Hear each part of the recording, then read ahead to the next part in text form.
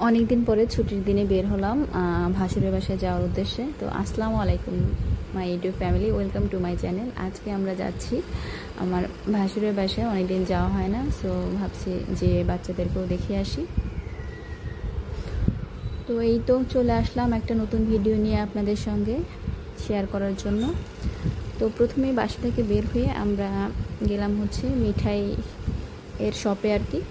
তো বাচ্চাদের জন্য কিছু নেওয়ার জন্য সো আগে থেকেই ভেবেছিলাম একটা কেক নিয়ে যাব, যেহেতু ওরা কেক খুব পছন্দ করে, বিশেষ করে চকলেট কেক। আর হচ্ছে বড়দের জন্য ঝাল আইটেম হিসেবে হচ্ছে চিকেন প্যাটিস নিয়েছি, এখানে আমার হাজব্যান্ড পে করছে, আর আমি হচ্ছে আদার্স আরও কী এসেছে মিঠাই শপে, তো সেগুলোই দেখছিলাম।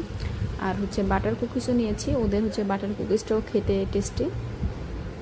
তো এখানে ডিফারেন্ট ধরনের অনেক মিষ্টি এনেছে দেখলাম, আর মিষ্টি আসলে মানে খাওয়ার চেয়ে মনে হয় দেখতেই বেশি টেম্পটিং লাগে। তো আপনাদের দেখার জন্য এই যে মিঠাইয়ের মিষ্টিগুলো আমি ভিডিও করেছি। এখানে আসলে অনেক ভ্যারিয়েন্টের মিষ্টি ছিল, আর ওদের খাবার মোটামুটি ভালোই লাগে, বাট সবসময় ভালো হয় না। এর আগে একবার ক্রিম জ্যাম নিয়েছিলাম, ভালো ছিল না। এই যে কেক দেখতে পাচ্ছেন একদম এই কর্নারের যেটা ফাঁকা হয়ে গিয়েছে একটা, এই কেকটাই আমরা নিয়েছি। এটা হচ্ছে চকলেট, নতুন একটা আর কি, নতুন ভ্যারিয়েশনের কেক এনেছে।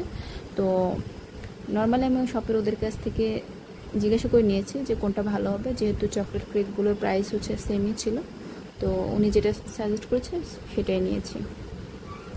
এরপর আমরা যাচ্ছি, আমাদের ফার্স্টে প্ল্যান হচ্ছে এলিভেটেড এক্সপ্রেস ওই দিয়ে যাওয়ার ছিল, বাট হচ্ছে এরপরে প্ল্যান চেঞ্জ হয়েছে, এখন আমরা যাচ্ছি হচ্ছে সিএনজি দিয়ে। কারণ এই কেক হাবিজাবি এসবের জন্যই, কারণ এগুলো ক্যারি করে বাসে যাওয়া, বাস থেকে নেমে রিক্সায় যাওয়াটা টাফ হয়ে যায়। তো সিএনজিতে এসেও দেখছি এই সাইডে হচ্ছে রাস্তার কনস্ট্রাকশনের কাজ চলছিল, রাস্তার অবস্থা খুবই খারাপ। এই সাইডটা দেখতেই পাচ্ছেন আশেপাশে বড় বড় গর্ত, তো এই সাইডটার সিএনজি আসবে না। আমরা অনেকটা দূরে নেমে গিয়েছি, এরপরে হেঁটে আর কি যাচ্ছি আমার ভাসুরের বাসায়। এই তো গেট দিয়ে ঢুকে গিয়েছি। তোমাদের বাসার সামনে অনেকটাই খোলামেলা জায়গা, এটা ভালো লাগে, যদিও এক সাইডে দেখছি ময়লা জমা করে রেখেছে। যাই হোক, এখানে দেখলাম মুরগিও আছে, কেউ মনে হয় পালে মুরগি। ঢাকায় তো মুরগি এরকম দেখা যায় না।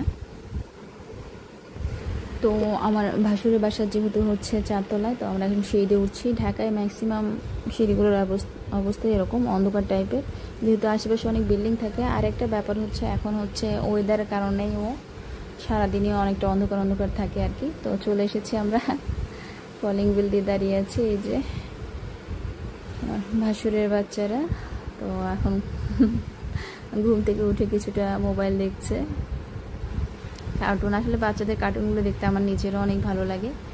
তো ওদের বারান্দা থেকে এই যে একটা ফুলের গাছ আছে, অনেক বড় গাছ আর কি, ফুলের নামটা আমি ভুলে গিয়েছি। আরও অনেক সুন্দর সুন্দর দেখলাম টব আছে। ওদেরও অনেক ফুলের গাছ ছিল, এখন হয়তো মানে যত্ন করার সময় পাওয়ার জন্য নষ্ট হয়ে গিয়েছে।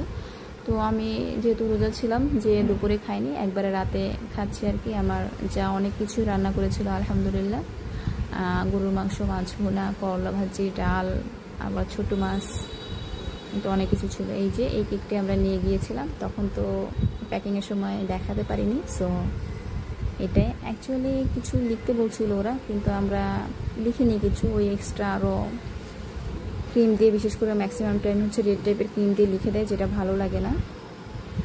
তো এই তো আমার ভাসুরের ছেলে আর কি কেকটা কাটছে। ওর আসলে কিছুদিন আগে জন্মদিনে গিয়েছে, বাট হচ্ছে বার্থডে তো যেহেতু আমরা পালন করি না, সো সেই সময় আমরা যাইনি।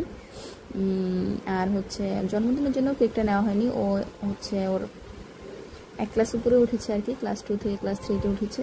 সো আর ওদের বাসায় হচ্ছে মিষ্টি নিয়ে গেলে বাচ্চারা মিষ্টির চেয়ে কেক বেশি পছন্দ করে, তো এই সব কিছু চিন্তা করে কেক নেওয়া হয়েছে। তো এরপরে কেক খাওয়ার পরে হচ্ছে আমার যা আবার চা বানিয়ে দিয়েছে। তো এখানে আমরা প্যাটিস আর চা খেলাম।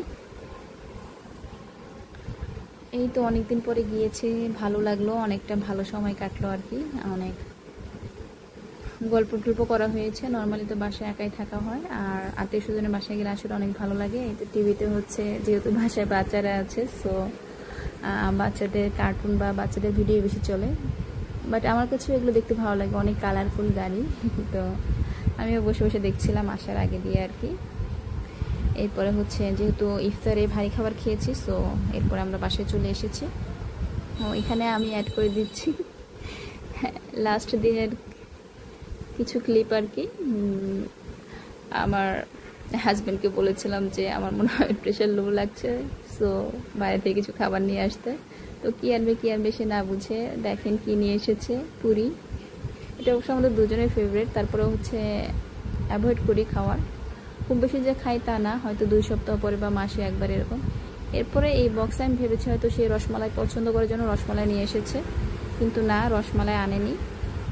দেখেন কি এনেছে, আপনারা আনবক্স করে নিন। আমি ভেবেই নিয়েছিলাম হয়তো রসমালাই এনেছে, তো অ্যাকচুয়ালি এনেছে হচ্ছে স্পঞ্জ রসগোল্লা। আসলে ব্যাপারটা হয়েছে কি, শেয়ার করি আপনাদের সঙ্গে। আমি লাস্ট 2-1 দিন আগে মেবি হচ্ছে মানে খুবই টেম্পটিং একটা ছবি চোখে পড়েছে স্পঞ্জ রসগোল্লার। ওটা কলকাতার স্পঞ্জ রসগোল্লা ছিল। তো কোনো পিকচার ভালো লাগলে নর্মালি আমরা একে অপরকে শেয়ার করি, তো তাকে মেসেঞ্জারে পাঠানো হয়েছে। তো সে এটা দেখে ভেবেছে আমি আর খেতে মনে চেয়েছে। আমি বলেছি যে না, এখন খাবো না, যেহেতু একটু ডায়েট করার চেষ্টা করছি। কিন্তু না, অবশেষে দেখলাম নিয়ে এসেছে। এতটাই বেশি রস ছিল, এখন আমার হাজব্যান্ড স্ট্র দিয়ে রসগোল্লার রসটা কমাচ্ছে। পরে আমি অবশ্য না করেছি, যে দেখতে খুবই অড লাগছে এটা, যদিও আমরা দুজনই খাবো তারপরেও। এই তো মিষ্টিগুলো আলহামদুলিল্লাহ খুবই ভালো ছিল। আর স্পঞ্জ রসগোল্লা সবচেয়ে বেস্ট ব্যাপার হচ্ছে এটাই যে চাপ দিয়ে রস বের করে ফেলা যায়, এরপরে খাওয়া যায়। আর খুবই সফট ছিল, আর দেখতেই পাচ্ছেন মানে পুরো মিষ্টিটার খুবই ফ্লাফি ছিল। এই তো আজকের মতো এই পর্যন্তই। ভালো থাকবেন সবাই। ভিডিওটি ভালো লাগলে লাইক